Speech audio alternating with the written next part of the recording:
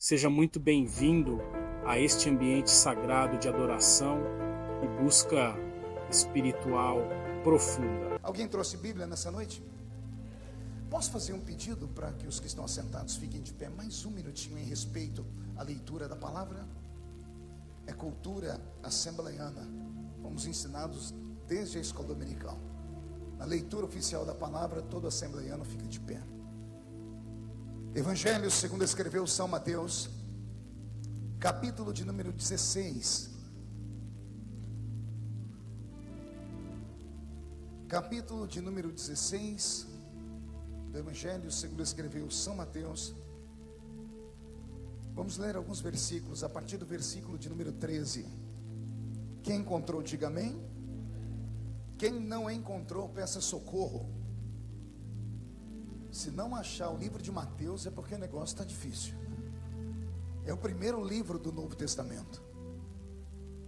Mateus capítulo 16, versículo 13, está escrito assim: E chegando Jesus às partes de Cesareia de Filipe, interrogou os seus discípulos dizendo: Quem dizem os homens ser o Filho do Homem?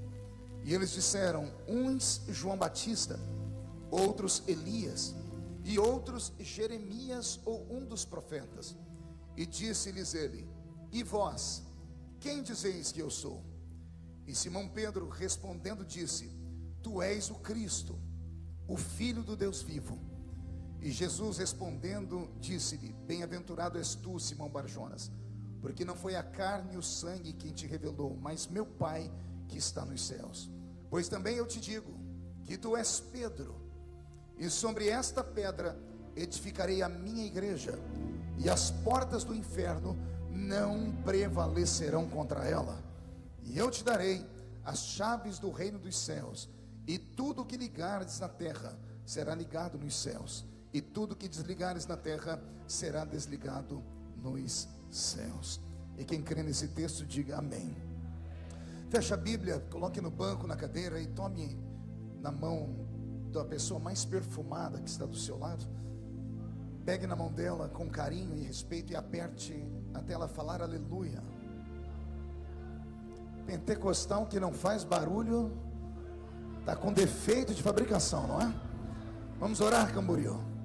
Senhor, nós te exaltamos mais uma vez, e nós te glorificamos, e nós entendemos que dentro de alguns minutos, e esta linda igreja ficará pequena para o tamanho da glória que o Senhor vai mandar do alto dos céus. Os que vieram tristes começarão a saltar de alegria. Os que vieram se arrastando não voltam se arrastando para casa hoje, Senhor. Hoje voltarão voando nas asas de um novo tempo. E antes que eu comece a ministrar a sua palavra, cerque este santuário com a sua glória.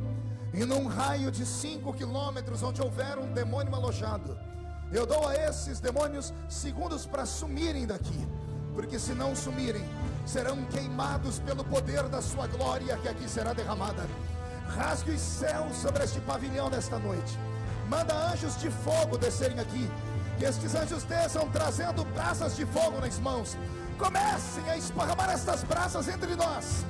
E onde houver um crente cheio do Espírito Santo, pega ele nesta noite, Jesus, e mostra o caminho da verdadeira e poderosa adoração. Fala conosco, fica conosco, é o que eu te peço agora e sempre. E toda a igreja diz: os que podem, tomem seu assento, dando um lindo grito de glória a Deus, para aquele que nos salvou e nos abençoou. Glórias a Jesus.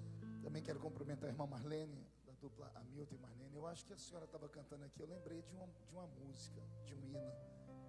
Será que é de vocês? Não posso cometer uma gafe, né? Dia desse eu estava nos Estados Unidos e estava do meu lado o Vanderlei Cardoso cantando. Já está velhinho, né? Se converteu. Aí eu estou vendendo fita do lado dele, eu tive uma crise de riso que eu não me aguentei. Chegou uma irmã perto dele, devia ter uns 80 anos. Ela abraçou e disse assim: nossa, eu sou seu fã. Eu conheço você desde a época da velha guarda. E o Vanderlei foi ficando todo inchado. Aí ela falou assim: eu gosto daquela música que você cantava assim. Quando ela cantou um pedaço da música, o semblante dele caiu. Ele deu um beijo nela, ela saiu. Eu falei: Vanderlei, o que foi? Eu falei: essa música era do Jerry Adriani, não era minha não. A pessoa cometeu uma gafe. O mundo está clamando por socorro. Ó, quem pode escutar? É de vocês, né? Ufa, tá vendo? Memória boa. Isso, 1989, Camboriú. Deus é fiel. Posso abrir um grito de glória a Deus à igreja? Querida igreja, noiva do Cordeiro, simpatizantes da nossa fé, amigos que vieram de perto, que vieram de longe, pessoas que nos assistem pelas mídias sociais, eu pedi a Deus uma mensagem para o coração desta igreja nesta noite, e aprove ao meigo e doce espírito trazer à minha memória o texto que eu li. O texto de Mateus 16, ele é transcendental. Não é um texto normal, não é um texto que você passa a olhar por ele e apenas fica na sua memória alguns escritos, alguns gravetos secos, porque a própria palavra diz que a letra vazia, sozinha ela mata. Mas este texto, regado pelo Espírito, coloca a igreja do Senhor de pé, porque há uma promessa nesse texto. Jesus olhou para Pedro e disse assim: Pedro, eu tenho nesta terra uma igreja, e a igreja é minha, não é do homem, não é da convenção, não são de denominações, de placas, não, a igreja é minha. E como a igreja é minha, eu faço uma promessa: as portas do inferno não prevalecerão contra ela. Quem pertence a esta igreja que recebeu esta promessa? Então só esse texto, só essa palavra já é viva, já mexe com o coração da gente. Agora, quando há alguém para nos ensinar o que Deus está querendo dizer aqui, pastor Ivandro Amorim, isso então nos elucida melhor ainda. O capítulo 16 do Evangelho de Mateus é um momento histórico do colégio apostólico que Jesus Cristo fundou quando aqui na terra esteve. Jesus já estava caminhando com os discípulos há algum tempo. Ele levou uma temporada de quase um ano a um ano e meio para montar a sua equipe. As pessoas pensam que Jesus dentro de uma semana levantou os 12 discípulos, e não foi assim, pastor Reuel. Levou uma temporada, até porque Jesus não saiu catando qualquer um no meio do caminho. Ele escolheu. Ele mesmo disse depois: não foste vós que escolhestes a mim, eu escolhi a vós. E interessante é que Jesus escolheu 12, ele não escolheu 13 e nem 11. E eu não sei se isso alguma vez já veio na sua memória, e você, como crente curioso, perguntou: por que 12? Alguma vez você já se perguntou por que 12? Por que não 11? Por que não 10? Por que não 15? Muitas pessoas dizem: não, é porque o número 12 é o mesmo número das tribos de Israel. Mera coincidência.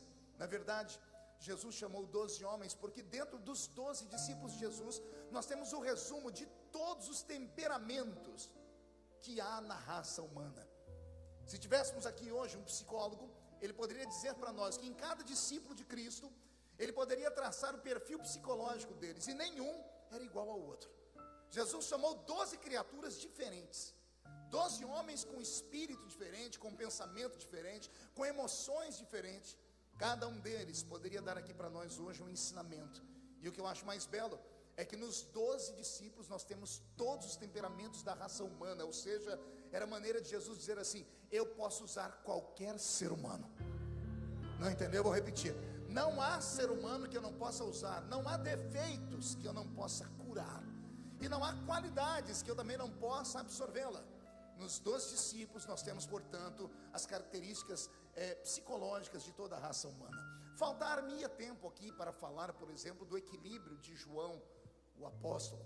Faltar-me-ia tempo aqui para falar do intelecto de Mateus, que é o único dos discípulos de Cristo que é estudado, aprendeu aos pés do Dr. Gamaliel, cresceu em Jerusalém, vinha de uma família aristocrática, tinha sangue azul nas veias. Imagine hoje, em pleno século 21, as pessoas têm dificuldade com estudo. Imagine isso há 2000 anos atrás, quando o estudo era algo raro, as pessoas não tinham condições de estudar. Vou contar aqui para vocês um fato, e espero que isso não traga nenhum tipo de perturbação para vocês. Quando nós lemos na Bíblia, por exemplo, o Evangelho de Mateus, o Evangelho de João, o Evangelho de Marcos, o Evangelho de Lucas, e nós pensamos com a nossa mente que eles escreveram de fato esses evangelhos. Nem todos esses evangelhos foram escritos por eles. Esses evangelhos foram confiados a eles em tradição oral. O primeiro livro do Novo Testamento a ser escrito em papel ou em papiro é o Evangelho de Marcos, e foi escrito 70 anos depois da morte de Jesus. Olha que interessante, eu estou trazendo para vocês aqui.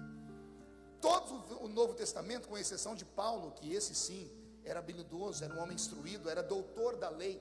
E tem gente que quando ouve falar que Paulo era doutor da lei, pensa que ele era um doutor da lei judaica, ou seja, um sacerdote. Lê do engano. Paulo era da tribo de Benjamim, portanto não podia jamais ser um sacerdote. Quando a Bíblia diz que ele é um doutor da lei, a Bíblia está dizendo que ele é um doutor literalmente da lei romana. Ele é advogado. Saulo de Tarso, ou Saul de Tarshite, conhecido por nós como Paulo, era um homem letrado. Lucas, esse sim, escreveu a sua história. Só que Lucas nunca foi discípulo de Jesus, assim, ele não pertenceu aos 12 primeiros homens que Jesus chamou. Lucas foi discípulo do apóstolo São Paulo. Ele não caminhou ao lado de Jesus, nunca esteve ao lado de Jesus. Marcos, que vem escrever o seu evangelho, é um escriba, esse sim sabe escrever, mas ele escreveu porque ouviu o evangelho ser ditado pela boca de Pedro, quando Pedro estava para morrer em Roma. Então, a Bíblia Sagrada, o Novo Testamento inteiro, como nós temos escrito aqui, é um verdadeiro milagre. Imagine você que por dezenas e dezenas de anos, quase que centenas e centenas de anos, tudo que nós conhecemos da Bíblia era falado de pai para filho. E o filho, quando crescia, tinha o seu filho, sentava e contava para o filho. Os judeus têm uma memória muito boa, tanto é que são os maiores cientistas e filósofos intelectuais do mundo. Não sei se você sabia disso. Se pegarmos todos os prêmios Nobel da Paz, desde o primeiro até hoje, os judeus deram para o mundo mais de 100 prêmios Nobéis da Paz. 100 gênios nascidos entre eles. E isso vem de uma cultura milenar. A cultura milenar que ensina o menino a decorar as leis. Lembra de Jesus com 12 anos, indo para o santuário e debatendo com os doutores da lei? Quem lembra dessa história? Por que com 12 anos ele vai ao santuário debater a Bíblia? Porque ele estava cumprindo uma lei entre os judeus que era chamado Bar Mitzvah. Todo menino, quando atingia a idade de 12 anos, ele precisava passar pelo ato consagrado dos judeus. Ele ficava diante de um doutor da lei e ele era obrigado a recitar algumas leis escritas no livro de Levítico. Quando era um levita por natureza, tinha que recitar de cor 613 leis. E aí quando chega o menino Jesus, que não é levita, então ele não tem que decorar e nem recitar as 603 leis, basta recitar 5 versículos, está bom demais. Ele começa a recitar e não para mais. Tudo que os homens falam, ele sabe, e tudo que ele fala, os homens não sabem. Por isso os doutores da lei vão para um canto e perguntam: que menino é esse? O que é que tem dentro dele? Que tudo que a gente fala, ele já sabe, e tudo que ele fala, a gente não sabe de nada. É porque ele não era só um menino, ele era o verbo encarnado. E o verbo é a palavra estava nele, ele e a própria palavra se confundem. Pois bem, Jesus já agora está com seu colégio apostólico fundado aqui em Mateus 16, e depois de uma longa temporada entre cruzadas, pregações, milagres, ele resolve indagar os seus discípulos, e ele faz uma pergunta a eles: quem dizem os homens que eu sou? Que pergunta, né? Chega a ser uma pergunta filosófica. Quem dizem os homens que eu sou? Um dos discípulos levantou a voz e disse: Senhor, estão dizendo por aí que o Senhor é João Batista. Eu até entendo por quê. Pergunte para mim, por quê, pastor? Só fala se todo mundo perguntar. Só se todo mundo perguntar falando alto. Porque Jesus e João Batista eram parecidos fisicamente. Jesus e João faziam parte de uma tríade de homens que passaram por esse mundo, que foram chamados de nazireus. Nazireus eram pessoas escolhidas no ventre da mãe, e dentro do ventre da mãe, eleitos para uma missão, e sobre esses homens não podiam passar a navalha no cabelo nem na barba. Por isso Jesus é tido nas figuras e desenhos como um homem cabeludo e barbudo. De igual forma João Batista, e o outro, para confirmar a tríade, seria Sansão no Velho Testamento. Então quando os homens dizem: tu és João Batista, eu entendo, porque as pessoas naquela época não tiravam foto. Falavam: eu fui em Jerusalém e vi um homem pregar. Esse homem tinha cabelo comprido e barba comprida. Como Jesus começou a percorrer as cidades, as pessoas diziam assim: será que ele é aquele João Batista da beira do Rio Jordão, que tem uma igreja fundada lá? Mas aí os discípulos vão: Senhor, tem gente que diz que o Senhor não é João Batista, não. Tem uns que dizem que o Senhor é Elias. E aí começa a apertar. Quer perguntar por quê? Elias é o único profeta da Bíblia que não tem biografia. A Bíblia diz sobre Elias: Elias, o tisbita, sem pai e sem mãe. E ele fazia sinais. Então quando Jesus chegava nos lugares, alguns tinham vergonha de dizer que ele era filho de um carpinteiro. Dizia assim, ele apareceu do nada aí. Então não tem pai nem mãe. Dizem que o pai dele nem é desse mundo. Então eles confundiam Jesus com Elias. João pela aparência, Jesus pela história de família e pela questão de fazer sinais. Agora quando falam de Jeremias, aí mexe com o meu coração.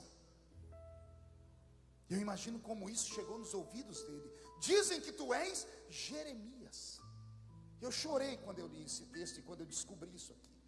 Quem conhece a biografia do profeta Jeremias vai saber que o apelido dele para teólogos é o profeta das lágrimas. É ele quem escreve o seu livro e escreve também o livro de Lamentações de Jeremias. O livro de Lamentações é escrito, pastor Reuel, não sei de que forma, porque Jeremias está em uma masmorra, preso.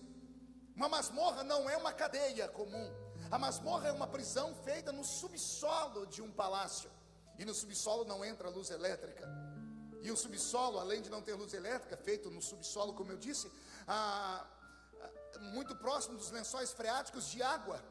Um lugar úmido. E as pessoas que acabam ficando presas dentro de uma masmorra terminam seus dias mortos com uma doença no pulmão, tuberculose. É assim que Jeremias vai morrer no futuro, com tuberculose.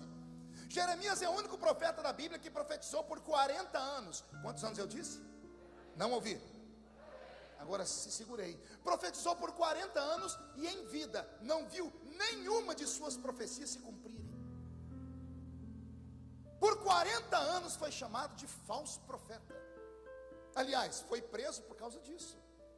Ele termina os dias dele em uma masmorra, porque o rei disse, você falou e não aconteceu nada. Você é um embusteiro, é um impostor, é um mentiroso. Então trancafiam ele dentro de um calabouço. E como eu disse, no escuro, no meio da umidade, eu não sei onde ele conseguiu pena, nanquim e papiro, e escreveu um livro debaixo de lágrimas, chamado Lamentações de Jeremias. E tem um versículo de lá que vale a pena falar aqui, mexe com a alma de qualquer crente que é espiritual. Capítulo 5, versículo 21 do livro de Lamentações. Lembra, Senhor, de mim e renova os meus dias como antes, a não ser que o Senhor esteja sobremaneira irado contra nós. Foi ele quem disse, Deus, lembra-te de mim, renova os meus dias como antigamente. É claro que quem já leu Eclesiastes ouviu o sábio Salomão dizer assim, o homem que pensa muito no passado não merece muito respeito. Mas eu não sei onde ele estava com a cabeça, porque a maior riqueza que um ser humano tem em vida são as suas lembranças. Nunca ouviu falar isso, né? Pois anote, isso é filosofia feliciana. A maior riqueza que um homem tem na vida, depois da saúde, são as memórias. Pode ver, você reúne com amigos, reúne com a família, dá 5 minutos, alguém puxa um assunto do passado, quer seja coisas boas ou ruins. São as únicas riquezas que ninguém vai roubar de você. Você vai carregar para sempre, porque você não é um computador que pode selecionar tudo e jogar na lata do lixo. Você é imagem e semelhança de Deus, e você tem memórias. As suas memórias são presentes dados por Deus. Posso ouvir um glória a Deus por isso? E aí eu fiquei perguntando, por que falavam que Jesus era Jeremias? Se saíssemos hoje do planeta Terra e entrássemos lá dentro do seio de Abraão, e se você pudesse fazer uma entrevista com o profeta Jeremias, você ia ver que o profeta Jeremias carregava traumas com ele. Ele dizia assim, não valeu a pena ser profeta. Profetizei 40 anos, nunca se cumpriu uma profecia, não recebi aplauso de ninguém, fui preso, morri com uma doença ruim. Então do que adiantou ser profeta? Mas aí no Novo Testamento nós vamos descobrir o prêmio. Quando Deus resolveu andar entre os homens, pelo menos um glória a Deus eu escutei aqui, eu vou falar de novo. Quando Deus resolveu andar em carne e osso na terra, olharam para ele e disseram, ele parece Jeremias. Porque tinha uma unção de puxar a orelha, de trazer a realidade. Ele dizia para todo mundo que as pessoas precisavam, o reino de Deus estava chegando na terra com ele. Então as pessoas confundiram ele com João, confundiram ele com Elias, confundiram ele com Jeremias. Aí Jesus olhou para Pedro e disse assim, e para você, Simão, quem sou eu? João Batista? Elias ou Jeremias? E Pedro com voz embargada diz, tu és o Cristo, tu és o Filho do Deus vivo. Oh, glória! Já estou com meu corpo arrepiado. Porque a partir de agora eu passo a contar uma outra história que vai mexer com sua mente. Porque esse Pedro que confessa isso não é um intelectual. Não estudou aos pés do doutor Gamaliel. Não é um homem que vem da terra de Caríades, da terra dos Iscariotes, Judas. A terra de Judas e Iscariotes foi a terra que mais deu revolucionários para Israel. Os nascidos naquela terra eram pessoas letradas e instruídas e que nunca aceitaram que Roma tivesse domínio sobre o povo judeu.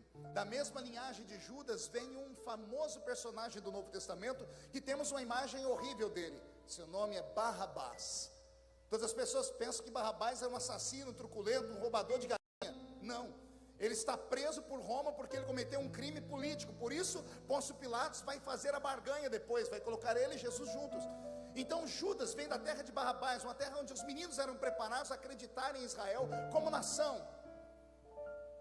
Se fosse qualquer outra pessoa aqui, se dar uma palavra mais amena sobre Cristo, eu entenderia, mas não.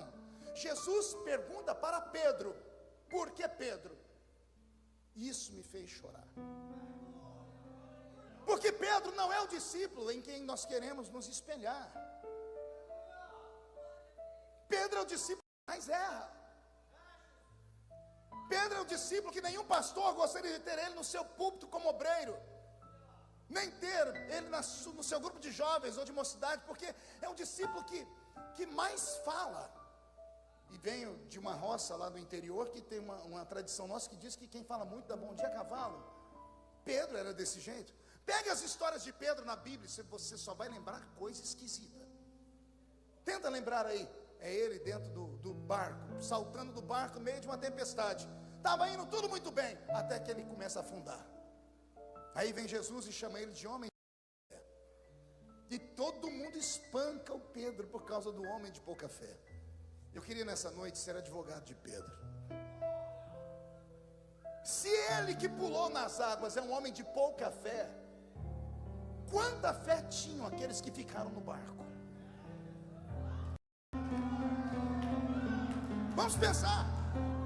Porque é muito fácil espancar o outro, é muito fácil jogar na cara do outro, é muito fácil apontar o dedo para alguém que foi e voltou, para alguém que pelo menos tentou e não deu certo. É muito fácil usar. Agora quero ver ter coragem de pular nas águas. Quero ver quem tem coragem de, mesmo afundando, não negar a fé. Jesus botou Pedro em cima do barco. Todo mundo até hoje fala que Pedro é um homem de pouca fé, mas quando você chegar no céu e for falar com ele, ele vai dizer assim para você: sou homem de pouca fé, afundei. Mas na história do mundo só teve dois homens que quebraram a lei da gravidade. Um foi Jesus Cristo e o outro fui eu, porque eu pisei nas águas e andei em cima delas. E alguém pode gritar, mas afundou, e ele vai gritar de volta, mas eu andei. E alguém vai dizer, mas você afundou, ele vai dizer, mas eu andei. E com Pedro eu aprendo uma coisa, pergunte o quê? É melhor ir e voltar do que nunca ir. É melhor ir, bater com a cara no muro, se arrebentar, mas dormir de consciência tranquila. Porque deve ser muito ruim você dormir, ver a vida passar, e você olhar no espelho, de repente sentado na igreja, olhar para um amigo que era com você na mocidade. Pessoas para orar e você dizia, para que isso? Pessoas que iam para a consagração e você dizia, santarrão, é isso e aquilo. E hoje você tem que ficar sentado aí embaixo, vendo a pessoa sentada aqui em cima. Deve ser ruim se você olhar para dentro de você e falar assim, e se eu tivesse ido também? Posso te dar um conselho? Tenta esquecer isso, porque senão você nunca mais vai viver. Porque a oportunidade passa. Com Pedro eu aprendo que Deus ama gente desequilibrada. Deus ama gente com coragem. Deus ama gente que tem vontade. Deus ama gente atrevida. Deus ama gente que não está nem aí para o que as pessoas vão pensar, porque sabe que quem pensa dele não paga as contas dele, não morreu na cruz do Calvário por ele. Então deixa eu te dar um conselho. Se você tem um sonho, lute por ele. Busque, apanhe pelo seu sonho, bata pelo seu sonho. E se algum dia não der certo, pelo menos você vai dizer a si mesmo, eu tentei. Deus ama gente que tem coragem. Eu amo contar a história de Jesus lavando os pés dos discípulos. Não tem um ato mais sagrado na Bíblia Sagrada. E explico por quê. Ele é Deus. E como Deus, pastor Reuel, ele abaixa, agacha, ajoelha e lava a sujeira do pé dos homens. Não tem um ato mais lindo do que esse, de humildade divina. Ele, Deus, se ajoelhar na frente de uma criatura e limpar a sujeira dos seus pés. Estava indo tudo bem o culto, até que chegou a vez de Pedro. Chegou a vez de Pedro, Pedro escondeu os pés, quebrou o clima do culto. Jesus ajoelhado fala: o que você está fazendo? Ele diz assim: no meu pé o senhor não. Aí Jesus olha para todo mundo e diz assim: Pedro, se eu não lavar os seus pés, você não tem parte comigo.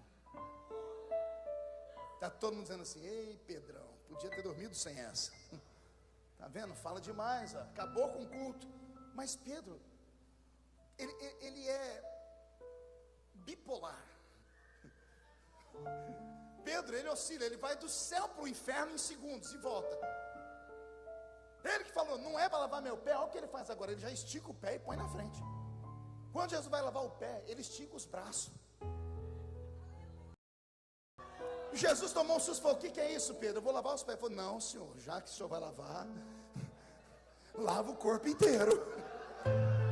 Lava os pés, lava os braços, lava as mãos, porque eu preciso ter certeza de que a sua presença estará comigo todos os dias. Nós não teríamos esse ensinamento lindo se Pedro não é espavitado. É com Pedro que eu aprendo que às vezes é possível estar na igreja a vida inteira e nunca abandonar o velho homem. Poucas pessoas entendem. Pedro já está com Jesus, Jesus já está quase para ir embora. Ele diz assim: Pedro, um dia você vai se converter. Mas ele já tinha expulsado o demônio e curado os enfermos, mas não estava convertido. Não se escandaliza, Pedro é o discípulo de Jesus endemoniado. Pastor do céu, isso é heresia, leia a Bíblia. Jesus está comentando com eles alguma coisa e Pedro diz assim: tem pena de ti mesmo, Senhor. Aí Jesus olha para ele assim: para trás de mim. Não, ele é um apóstolo. Para trás de mim quem? Pedro andava ao lado de Jesus endemoniado. Só que Jesus nunca mandou ele embora. E o dia que foi mandar embora, mandou embora Satanás. Jesus olhou para Pedro assim: para trás de mim. Mas Pedro fica. Pedro, vai embora o diabo. Pedro não, porque Pedro é importante para mim. É esse Pedro que na noite em que Jesus foi traído, arrumou uma espada. E quando você lê os livros de história, há pouco tempo eu li um escritor que disse assim: e Pedro conseguiu tomar a espada da mão do soldado. Oh, mentira. Imagina um pescador tomar a espada da mão de um soldado preparado. Não tem quem faça isso. Pastor, então de onde veio aquela espada? Você promete não se escandalizar? A espada era uma herança antiga que estava na cintura de Pedro, abaixo do manto dele, de quando ele era ainda pescador.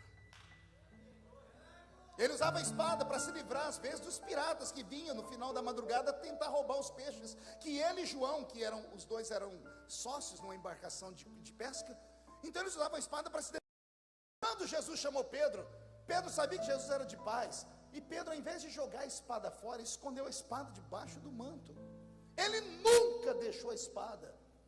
Aí vem a pergunta: pastor, e por que Jesus não mandou ele tirar a espada? Boa pergunta, porque eu também fiz essa pergunta a Deus. Porque se Jesus pede, ele tirava a espada, sim ou não? É mais ou menos aquilo que a igreja faz quando a gente se converte. Quando eu me converti, a primeira coisa que falaram para mim no fim do culto é: você não pode mais ver televisão. Aí vieram com uma lista: televisão, short, barba e 1 milhão de coisas. E eu disse: e se eu...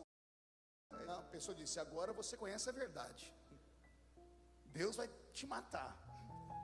Deus vai pegar você com mão pesada. E eu nunca entendi isso, porque quando você está lá no mundo, falam para você de um Deus tão bondoso. Falam para você de um Deus que diz assim: ó, vem a mim como você está. Não é isso que falam?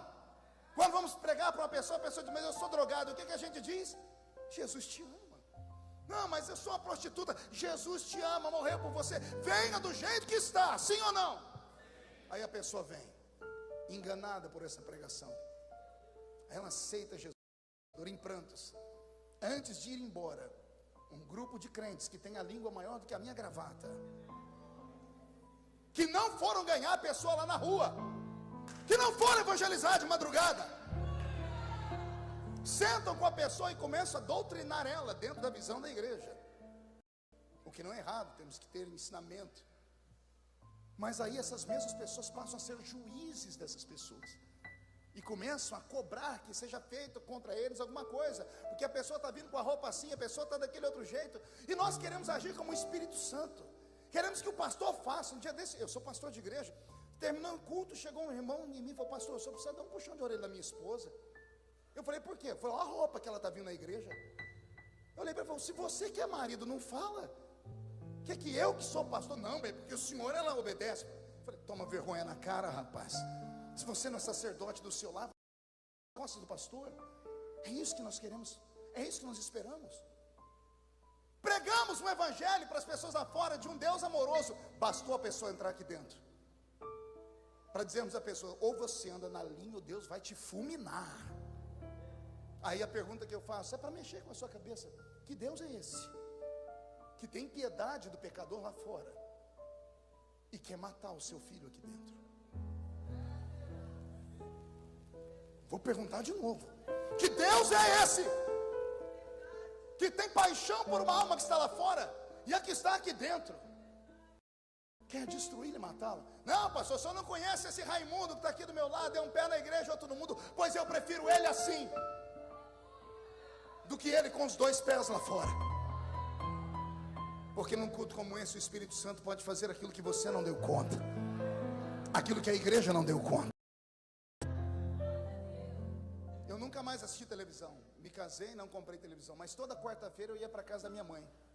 A desculpa é que eu ia visitar minha mãe.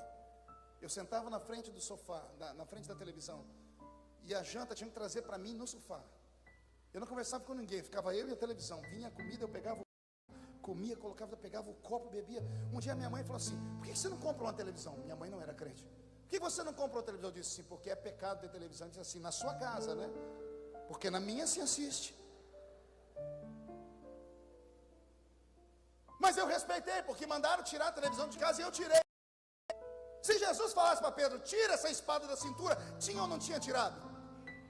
Mas Jesus sabia de uma coisa que as igrejas não sabem. Pergunte o quê? Não tem que tirar a espada da cintura, tem que tirar do coração. Eu tirei a televisão de casa, mas nunca tirei o coração da televisão. Onde eu ia, eu ficava pregado nela, grudado nela. Você está entendendo o que estou dizendo? Tem coisas que não é a igreja quem faz. Quem convence o homem da justiça, do pecado e do juízo, não sou eu, é aqui entre nós. E ele é tão grande que os pés dele estão passeando aqui neste pavilhão, e a face dele está diante dos serafins que estão cantando: Santo, Santo, Santo é o Senhor dos exércitos. E Camboriú está ficando cheio da sua glória.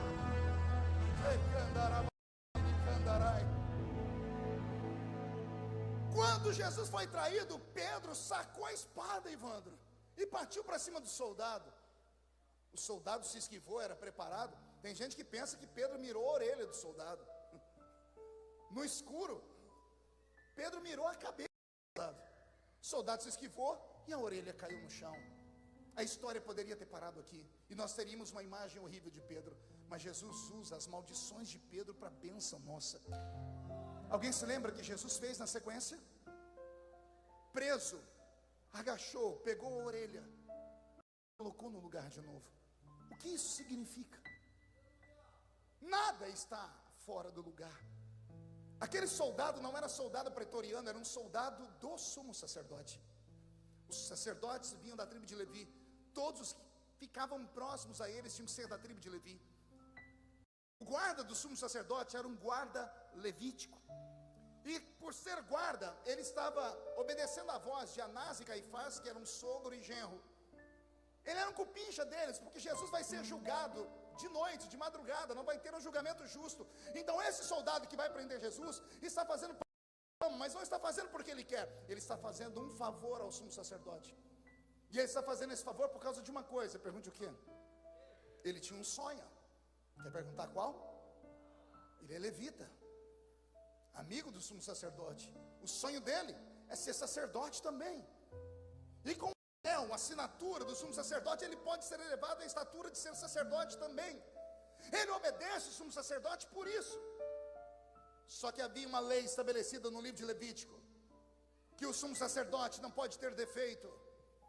Não pode ter defeito no nariz. Já leu isso na Bíblia ou não? Para o obreiro, né?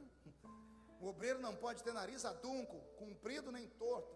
Fica enfiando o nariz na vida dos outros. Daria uma pregação de 1 hora. O obreiro não pode ter perna torta. Está escrito na palavra. O obreiro não pode ter, e por favor não se escandalize, não pode ter problema na sua bolsa escrotal. O sacerdote tinha que ter saúde na sua virilidade, porque tinha que gerar filhos. Isso fala de obreiros que não geram filhos. E você vai indo, não podia ter as mãos tortas, ele tinha que ser perfeito. Só que tem uma coisa que eu nunca havia entendido até que eu li esse texto de Jesus. A Bíblia diz que o sumo sacerdote não podia ter defeito na orelha. Quando Pedro bate a espada no soldado e arranca a orelha, não caiu uma orelha, caiu um sonho, caiu um ministério, caiu uma chamada de Cristo. Jesus está preso, já cuspiram e bateram nele, e ele vê aquela orelha caída, e ele olha para o coração do soldado, que não está preocupado muito com a dor, mas está preocupado com o futuro dele, que acabou ali. Aí vai Jesus e cata a orelha. Ou será que ele teria catado os sonhos? Ou será que ele catou o ministério? Aí fica pela mente imaginativa do crente. Quando Jesus devolve a orelha, ele não está devolvendo uma orelha, ele está devolvendo uma vida. E ele só pode devolver a vida porque Pedro cometeu aquele ato. Aí Jesus usa Pedro para dizer a mim e a você assim: homens podem roubar e até arrancar aquilo que Deus te deu, mas não por muito tempo. Porque se Deus te deu, não tem homem que tire, não tem demônio que tome, não tem anjo. E se arrancaram é só por um período de tempo. Olha a mão dele pegando e colando de volta. Então recebe esta palavra, e só por essa dê um grito para acordar a cidade inteira. Ah, meu Deus. É com Pedro que eu aprendo isso. Eu só posso aprender essas belezas que eu falei por causa dos erros de Pedro. Então, qual é o perfil de Pedro? Pedro é desequilibrado, Pedro é emotivo, Pedro oscila, é como um pêndulo, ora está aqui, ora está ali. Ele tem uma personalidade difícil. Pelo que eu leio, ele era sanguíneo, colérico, diferente do pastor Marco. Eu sou sanguíneo, depressivo. Então, cada ser humano tem um temperamento. O temperamento de Pedro era aquele, sanguíneo, extremamente colérico, irado. Mas era Pedro, esse era Pedro. No dia em que Jesus reúne Mateus 16, ele faz as perguntas: quem dizem os homens que... Não foi perguntar para João, que era inteligente. Ele não perguntou para Filipe, que é o mais preparado dos discípulos de Cristo para lidar com pessoas. Vocês sabiam disso? Filipe ganhou para Cristo o judeu mais perfeito que existia no seu tempo. Se é que esta palavra existe, mais perfeito. Filipe ganha Natanael, um judeu em quem não há dolo. Pense na argumentação, na retórica. Jesus poderia ter chamado Filipe, Jesus poderia ter chamado qualquer um dos discípulos, mas não, ele resolveu perguntar para Pedro: o que eu sou para você, Simão? E ele pensou em tudo que ele tinha vivido com Jesus, e ele diz assim: para me aceitar como eu sou, tu és o Cristo, tu és aquele que veio para dar vista aos cegos, levantar o caído, anunciar o ano aceitável do Senhor. Só pode ser o Messias, porque o Senhor olha para mim, um homem impuro, um homem cheio de defeitos, cheio de inqualificações, e o Senhor me dá uma chance como essa. Tu és o Cristo, o Filho do Deus vivo. Até aqui tudo bem, amém? Eu preciso que alguém me ajude aqui. Pastor Ivandro, o senhor pode me ajudar? Por gentileza, fique aqui do meu lado. Fique frente comigo. Jesus não terminou por aí. Ele acabou de falar com Pedro e disse: não foste tu que revelaste a mim, mas foi o meu Pai que te revelou. Ele poderia ter mandado Pedro sentar, pastor Reuel, mas ele não fez isso. Ele olhou para Pedro e começou a dizer assim: tu és Pedro, e sobre esta pedra eu edificarei a minha igreja, e as portas do inferno não prevalecerão contra ela. Isso aqui é muito sério, fique aqui. Isso é muito sério. Esse texto, mal interpretado pela igreja católica, vão dizer que Pedro foi o primeiro papa. Então teríamos um grande problema, porque Pedro era casado, Jesus curou a sogra dele, está escrito na palavra. Então Pedro não pode ter sido o primeiro papa, não desse clero romano. Segundo, as pessoas leem esse texto e dizem que Pedro é um alicerce da igreja. Que desgraça seria se a igreja estivesse alicerçada? Pergunte por quê? Ele afunda. Ele não reconhece Jesus quando é para reconhecer, ele está endemoniado, ele tem um monte de defeito. Então Pedro também não é o alicerce da igreja. Eu vou explicar para vocês o que Jesus está dizendo para ele com a voz e com a mão. Quero que você preste atenção. Jesus não está dizendo: tu és Pedro, e sobre esta pedra edificarei a minha igreja, as portas do inferno não prevalecerão contra ela. Preste atenção na minha mão, que ela vai me ajudar a pregar.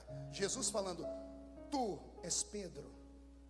Só que momentos antes Jesus chamou ele de Simão. Em outros textos vamos encontrar ele como Cefas.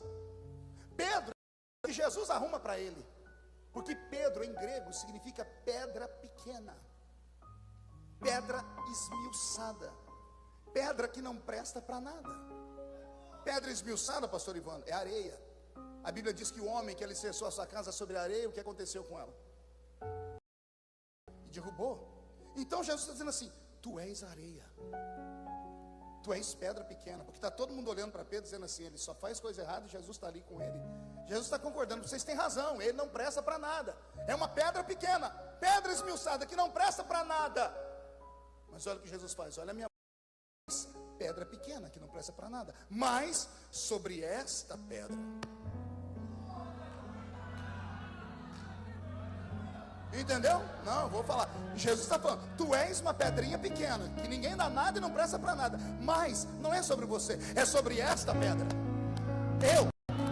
Eu sou a rocha de Meribá, eu sou a pedra angular, eu sou a rocha saída do alto da montanha, cortada sem apoio de mão, que bateu nos pés da estátua do rei Nabucodonosor e destruiu os reinos, e estabeleceu um reino que será de mar a mar e de eternidade a eternidade. Eu sou a rocha verdadeira. Jesus está dizendo: olhe lá, tu és uma pedra pequena que não presta para nada, e por isso está todo mundo rindo de você, Pedro. Mas sobre esta rocha. Está pronto agora? Não se escandaliza. Sobre esta rocha ele vai fazer o quê? Farei o quê? Então segure: tu és Pedro, pedra pequena que não presta para nada, mas sobre esta rocha eu vou edificar a minha igreja.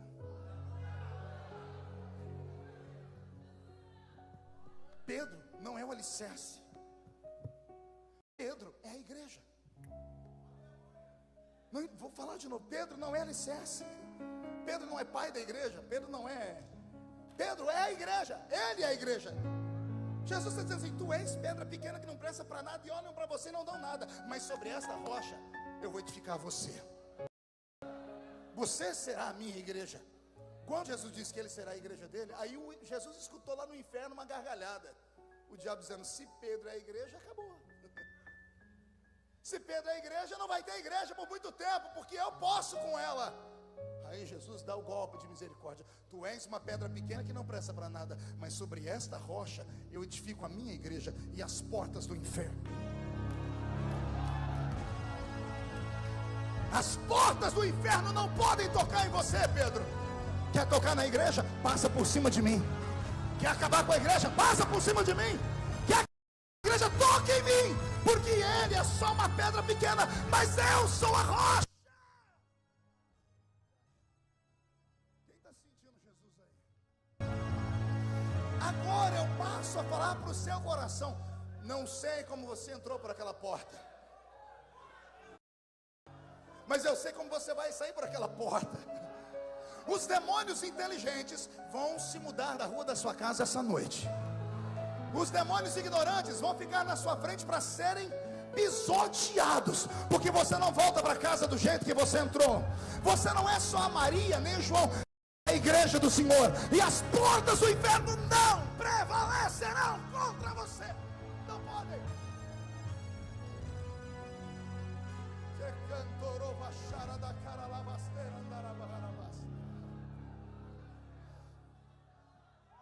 Eu estava pregando em Toronto, no Canadá, alguns anos atrás. Uma linda igreja. Era inverno, estava nevando. Uma igreja grande, estilo gótico. Eu falava para 3 públicos naquela noite: norte-americanos, espanhóis e brasileiros. E eu dei o meu melhor. Era uma igreja linda, uns 2.000 assentos, coisa gigante. A igreja tinha um campus universitário que era a coisa mais bela. Ao término do culto, o pastor pegou o microfone e, antes que eu me sentasse, disse: pastor Marcos, o senhor teve o privilégio de ser a última voz profética que esta igreja ouviu. E eu fiquei sem entender. Eu perguntei: por quê? E ele disse: porque a partir de amanhã esta igreja não vai existir mais. Os canadenses, numa época de avivamento, tinham essa igreja lotada. O tempo passou e restou 6 membros na igreja. E os membros não deram conta de pagar os impostos da igreja. Venderam por $6 milhões canadenses o templo.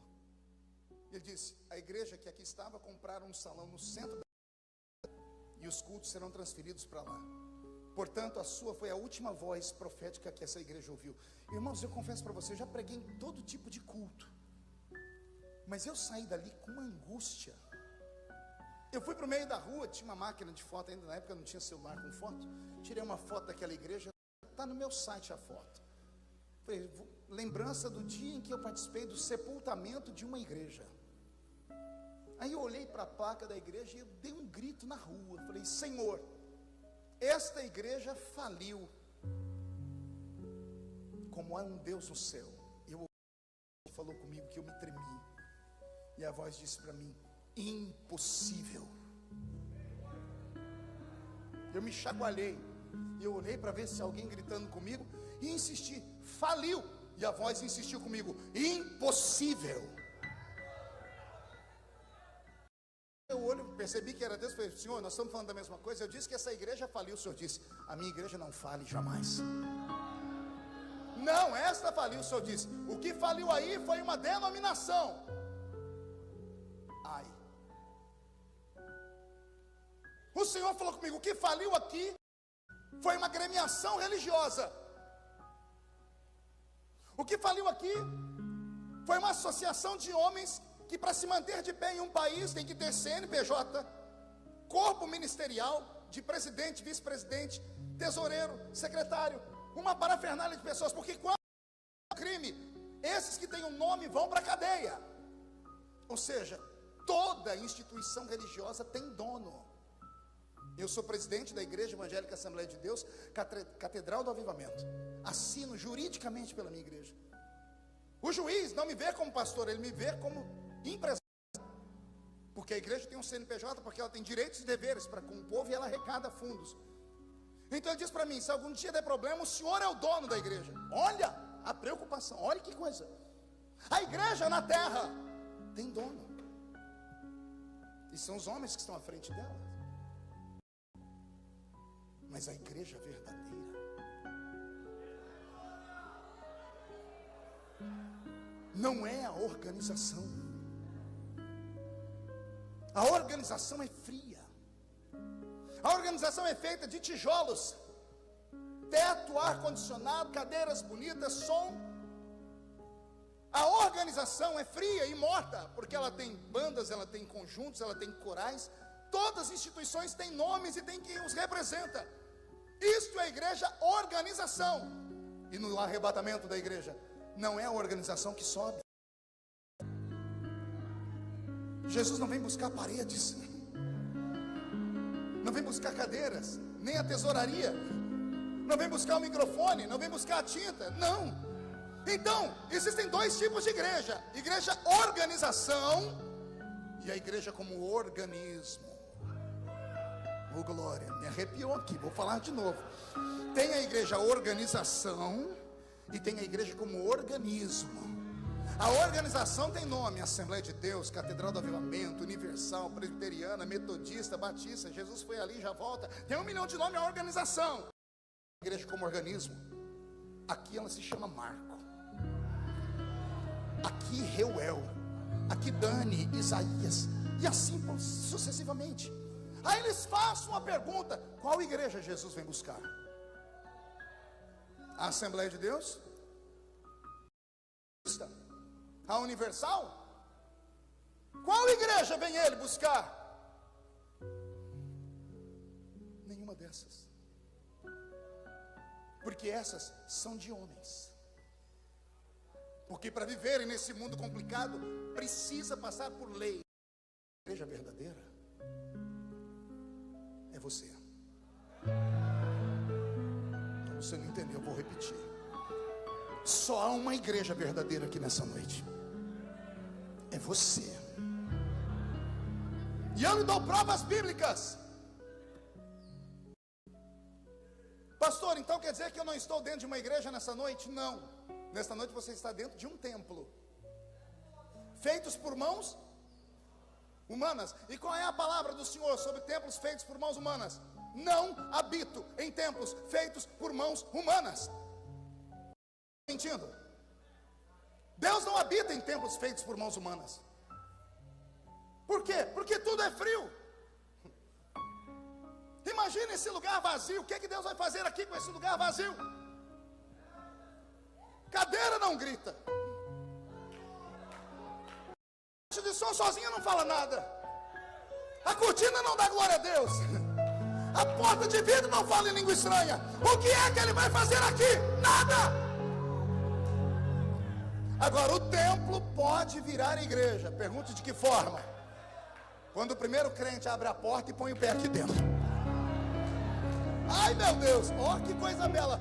O templo vira igreja quando abre a porta e o primeiro crente pisa aqui dentro. Pergunte por quê? Deus não habita em templo feito por mãos humanas, mas a Bíblia diz que Ele mora dentro de você. Vós templo do Espírito Santo, vós sois edifício do Deus vivo. Se isso é verdade, eu estou pregando nesta noite para a verdadeira igreja. Agora, pegando um gancho nisso, respire fundo, olhe de canto de olho para a esquerda e para a direita também. Tem aquele que não me respeita por nada, e tem aquele que extrapola. O que eu mandei olhar de canto de olho, ele fez assim. Não, sério, de canto de olho, olhe para o irmão da sua esquerda, visualiza ele, olha o da direita. Esta é a verdadeira igreja. Agora sim, vou eu tirar o meu chicote.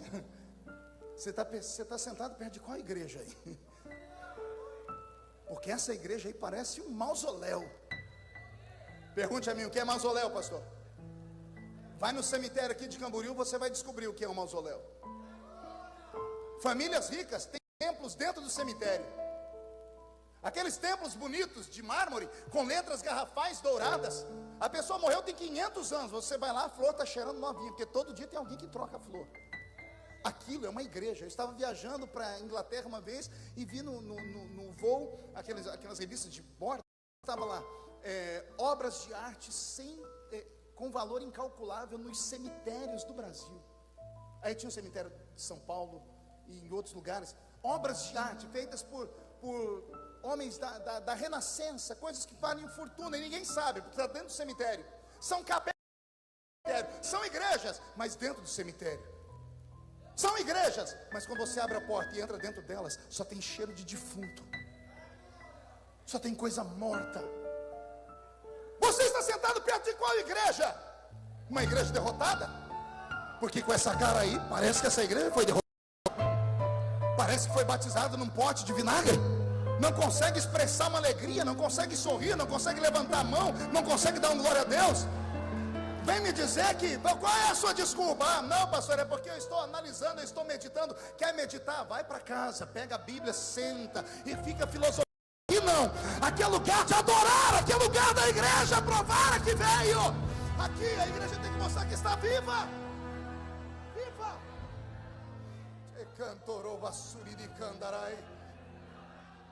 Eu tenho pena de alguns crentes aqui, pastor Reu, com todo respeito, que estão sentados perto de algumas igrejas que parece que são igrejas construídas na Sibéria, lá no Polo Norte. Por quê, pastor? Se você ficar mais 5 minutos perto desse cubo humano, você pega um resfriado. Isso aqui é a Assembleia de Deus. Eu vou repetir, isso aqui é a Assembleia. Igreja que nasceu no fogo, na graça, na glória. Tem que ter profecia, interpretação de línguas, palavras reveladas. Aqui é onde os anjos passeiam, levam oração, trazem glória. E se você não gosta disso, a porta da casa é serventia desse lugar. Aqui dentro, por favor, eu quero os adoradores. Os adoradores, onde está a igreja verdadeira? A igreja verdadeira.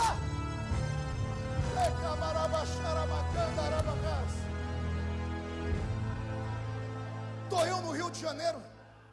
Um belo dia, pastor Ezequiel Teixeira, que hoje é deputado também, me ligou por nós. Eu disse: que foi, pastor? Nossa igreja acabou de ser assaltada. Era meia-noite de domingo.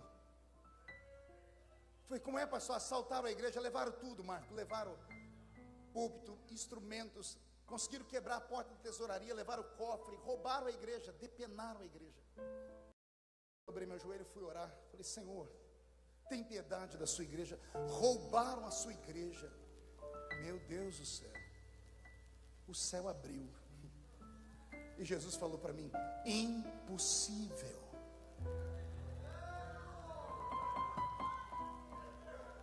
Não, senhor, roubaram a igreja. Eu disse: roubaram o templo. Eu falei: por que o senhor não deixou um anjo lá? O senhor diz: vou deixar um anjo lá para quê? Para guardar cadeira? Para guardar ferro? Para guardar vidro? O anjo tem mais o que fazer. O anjo guarda a igreja. O templo não. O templo é a igreja que contrate aí o segurança. A igreja o Senhor guarda. Você sai por aqui e o anjo do Senhor sai ao seu redor, protegendo você e te livrando de todo o mal. Partindo desta premissa, eu aprendo que durante uma temporada inteira nós aprendemos errado. Mude a música para mim, Robson. Nós somos incapazes, às vezes, de estender a mão para um irmão machucado. Mas brigamos pela placa da igreja com qualquer pessoa. Matamos por causa da placa da igreja. Expulsamos. Chamamos a polícia. Processamos pela placa da igreja, porque a igreja é tudo. E aí, quando nós vemos um desses pequeninos tombados e caídos, fazemos como está escrito na Bíblia. Vemos a pessoa caída e passamos de largo. O sacerdote veio e passa de largo. O levita veio e passa de largo. Porque ninguém quer problema. Eu me lembro que alguns anos atrás, lá em São Paulo, saiu até na época que era o Gil Gomes. Foi um escândalo em São Paulo. Um crente saiu de um culto lá, passou no velório. Chegou no velório, começou a orar, puxou o véu que estava em cima do caixão, as flores, arrancou tudo e gritou para o defunto: levanta! E o defunto não levantou, prenderam ele. Aí ele falou de que igreja que era, chamaram o pastor, amigo meu. Quando o pastor viu, chamou 5 advogados de São Paulo, já começou a fazer as ligações para abafar o caso. Chamou um irmão da igreja que era médico psiquiátrico, para dar um atestado de que o irmão era louco. Só que o irmão falou que ele escutou no culto. Ele disse: o pastor falou no culto. Basta ter fé do tamanho de um grão de mostarda. Você vai dizer ao monte: sai daqui para lá, e ele vai sair. Só que não funcionou. Agora eu pergunto: e se tivesse funcionado? E se um morto tivesse levantado? Qual seria a atitude do pastor dele? É membro da minha igreja. Eu ensinei. Porque deu certo. Aí quando dá errado, a gente joga as pessoas dentro de uma valeta. A igreja precisa aprender a amar mais. E não é amar de boca, é amar de verdade. Porque esta é a verdadeira igreja. Esses pequeninos que nós passamos por eles e nós não nos lembramos deles. Já percebeu que quando tudo está bem na sua vida, você faz um comidão, um churrasco, você pega seu WhatsApp e liga para as pessoas mais queridas da igreja, e vai todo mundo para a sua casa. Mas quando o chão desaba, quando o teto cai na sua cabeça, a pessoa que você procura nem o WhatsApp tem. Aí você vai lá na casa dela, coquinho na cabeça, joelhinho grosso, a pessoa não sabe falar direito, fala, irmã, ora por mim. Mas você não lembra dela quando você está num dia de festa. Mas no dia da violência você lembra dela. Porque somos seletistas. Jesus pegou Pedro naquele dia, e quando eu chegar no céu eu vou dar um beijo em Cristo. Eu vou falar, muito obrigado porque o Senhor usou Pedro de exemplo. Porque eu não consigo ser como João. Eu, Marco Feliciano, não tenho a educação, não tenho a fidalguia de um João. Talvez eu não tenha a coragem de um Iscariotes, que no meio do vendaval teve coragem de tirar a própria vida de vergonha.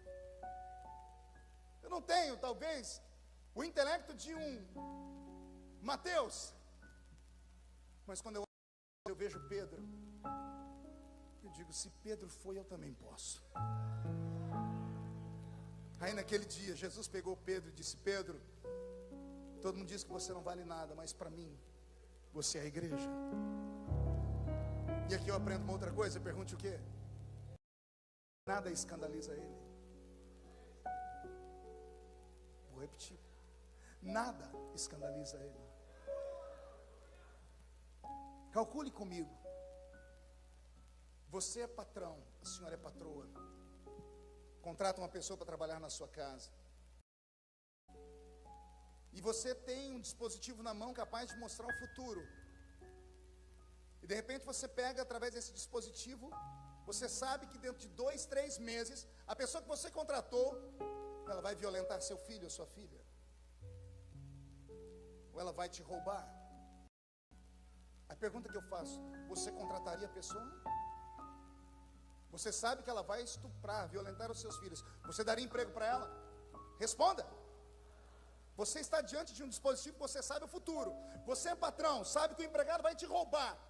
Você sabe que ele vai te dar um escândalo. Você quer contratar ele para trabalhar para você, sim ou não? Por que não? Porque você sabe quem a pessoa é? É isso? Então me explique Deus. Me explique Deus. Me explique Deus chamando Jimmy Swaggart para ele. Ganhou almas pelo mundo todo por décadas.